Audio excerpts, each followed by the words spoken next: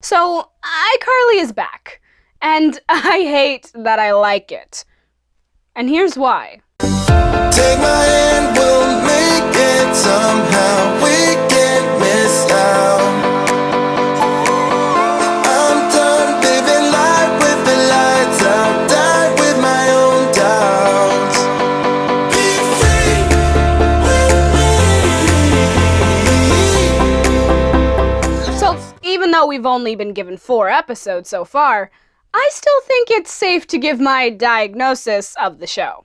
It's ridiculous, in both the best and worst ways possible. Right off the bat, we are thrown full force into the lives of characters that we know and might always love, plus some new ones that are along for the ride. The iconic Carly is all antsy about meeting up with her boyfriend to ask him to start a YouTube channel with her. Spencer is rich now, because apparently being an artist is the most lucrative career that you can have. Freddie looks like a 40-year-old man and has apparently been divorced like twice, and has an adopted daughter named Millicent.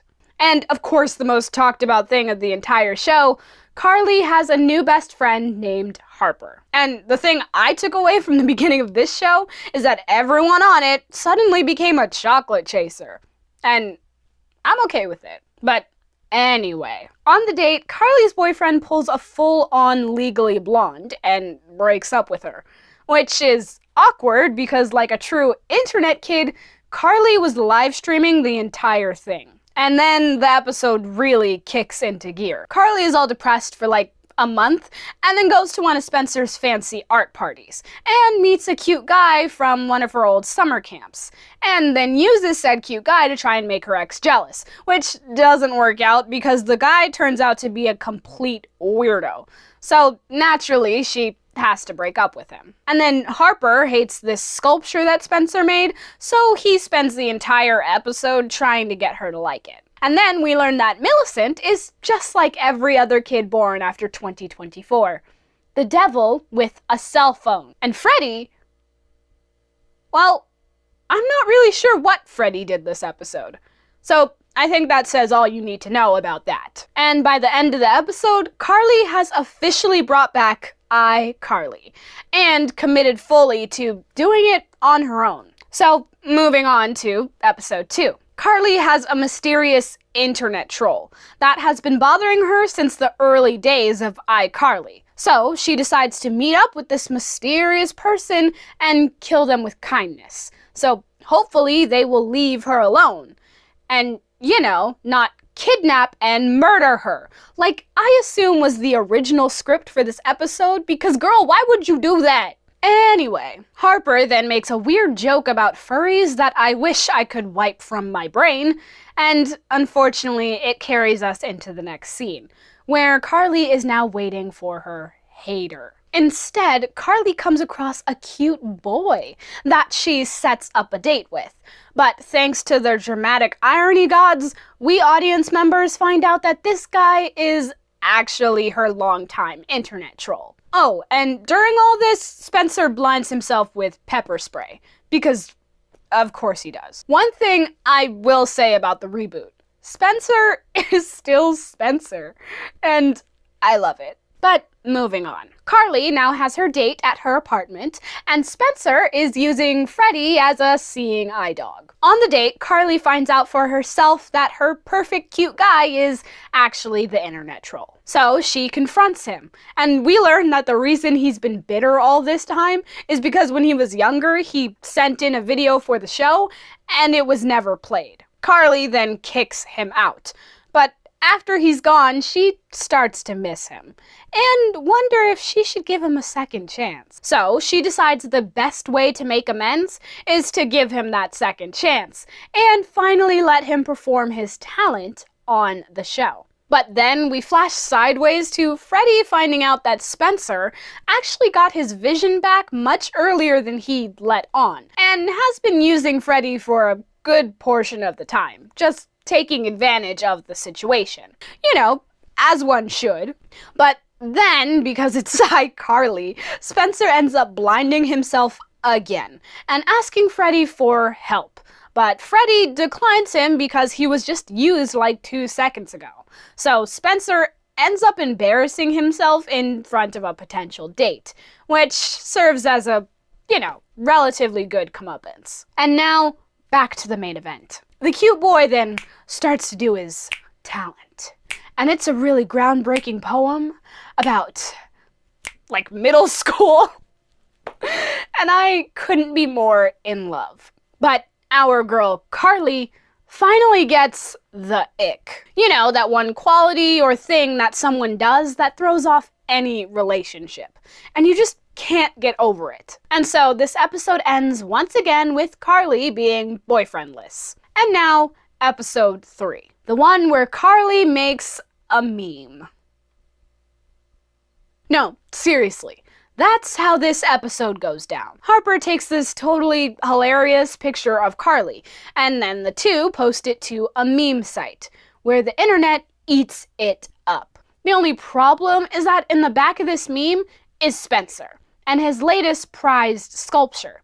So while Harper and Carly are capitalizing on this iconic event, Spencer and his artwork are being belittled by the entire internet. Which is counterproductive for the big gallery show that he has coming up. Spencer tries to get Carly to see what this is doing to him and apologize, but Carly is too far up in the clouds and can't see the error of her ways. Spencer then snaps and uses his art gallery to create a bunch of hate pieces, critiquing the internet and influencer culture, which is very Bo Burnham of him. You know what I mean if you've listened to White Woman's Instagram or Welcome to the Internet, or really most of his work. But seriously, if you haven't listened to Bo Burnham, go, now. But make sure to come back and give this video a like, and a comment, and maybe even subscribe. Okay, anyway. Carly tries to do a nice thing for her brother by live streaming her first glimpse at the gallery, until she finds out the whole thing is basically just attacking her. And her fellow internet peeps are not too happy about being criticized. So what do? They all come out to protest. And this is one of those scenes where I get the idea, and social commentary, and good job. But the ridiculousness hits a little bit too hard. Carly and Spencer then apologize to each other, and Harper distracts the mob by finding someone else for them to cancel. And the only thing you missed from this episode is Freddie being conned by his daughter, in a side plot that I've already forgotten. So let's round it all out with episode 4. Carly has been invited to this super important red carpet style event, but so is her ex. So naturally, Carly has to look a million times better than normal, because what would her purpose be if she couldn't make him jealous? So she asks her BFF and aspiring stylist Harper to help her out. Meanwhile, Spencer tries to get Freddie back on the dating horse by setting him up with a friend. But when that plan falls through, Spencer ends up trying to find Freddie a date by buying him one. But the problem is, this date comes with a huge bill. Oh, and the girl turns out to be a sex worker, which I'm not sure is a problem, considering how long Freddie has been out of the game. But going back to Carly and Harper, who are now arguing over what Carly is supposed to wear, because Carly feels that Harper never listens and doesn't understand her. After some thought, Carly realizes that Harper was just trying to help, and so she grabs the dress that Harper made for her and heads off to the red carpet. But shenanigans gotta shenan, I guess, so naturally this goes wrong. As it turns out, because they were in a fight, the dress was never properly fitted, meaning it was never properly sewn. So as Carly walks down the red carpet, the dress starts to fall apart. But luckily, Harper is there to save the day, and Carly walks down the rest of the red carpet while remaining fully clothed. And the two make up. Oh, and Freddie organically breaks up with Pay Me Polly, so Spencer never actually has to tell him that he set him up with a sex worker. So he gets away with the entire thing. And that's the new iCarly.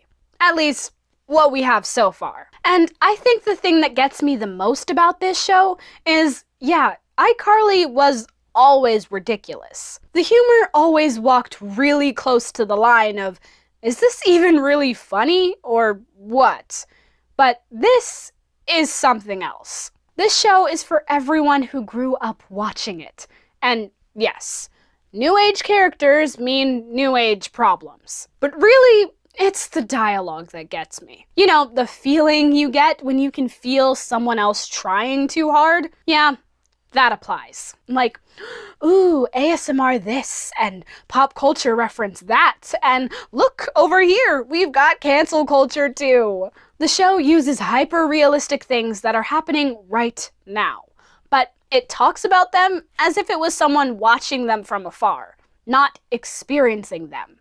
iCarly was fun and wacky, and it wasn't really concerned with using words like lit and fire, because it was something you saw on a 13-year-old's Twitter page in 2018, and you gotta connect with the masses. Now, I say all this knowing there are very few things that have brought me as much joy as seeing this cast back together again, and that Spencer and Freddie simply take the cake. And as ridiculous as it is, it's bringing back those corny teen sitcoms that I love. It's like this and the Gossip Girl reboot are single-handedly bringing back my safety net in the world. And I am here for it. And really, I'm telling you just how I feel. So, until next time, this is Tiana Elise signing out. So wake up the rivers of my nation, it's your time to be. There's no chance unless you take one. Then until you see the brighter side of every situation. Some things are meant to be, but do your best and leave the rest to me.